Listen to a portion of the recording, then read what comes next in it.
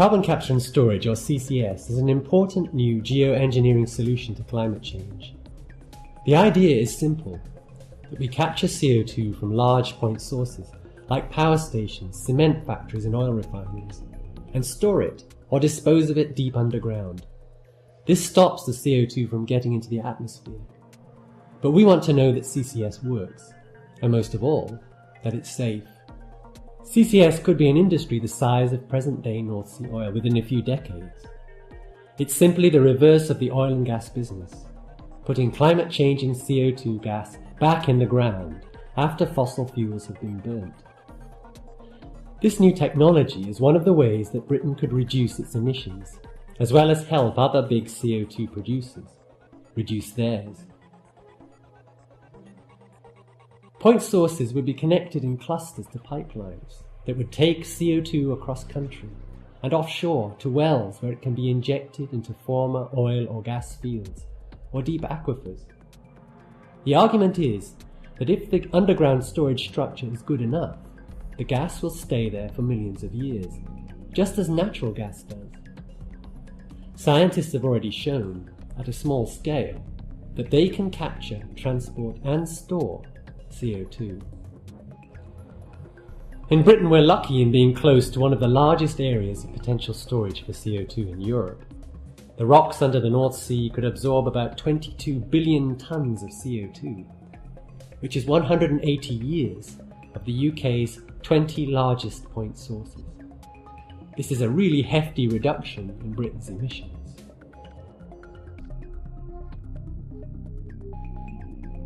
We're very confident that CO2 won't leak.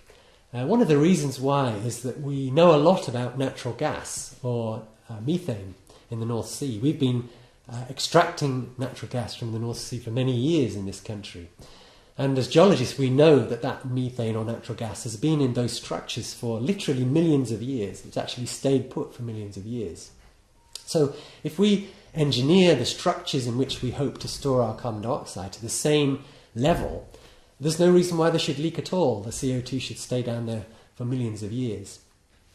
We're also very confident from the science because, for example, we've been injecting CO2 for a long time. There are various places in the world where CO2 is successfully injected into rocks. For example, in the United States, CO2 is injected for enhanced oil recovery in oil fields, where it flushes the oil, the last remaining oil, out of fields. And also in the Sleipner field in the North Sea, we've been injecting CO2 for well over 10 years, very successfully.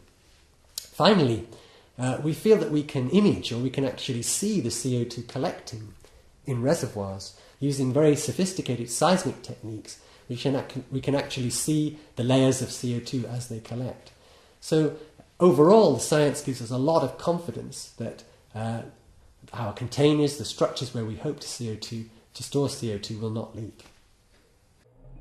The UK is taking a lead in CCS worldwide, both in terms of British government support for CCS, but also because British scientists are exporting knowledge and expertise to big emitters in the developing world, like China and India.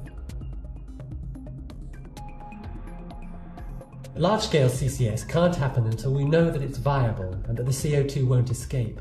Would money spent on CCS be better spent on renewable energy like wind farms? Is CCS a big opportunity for the UK? These are reasonable questions to ask. To answer them, scientists are working around the world to find out whether CCS is a viable long-term option.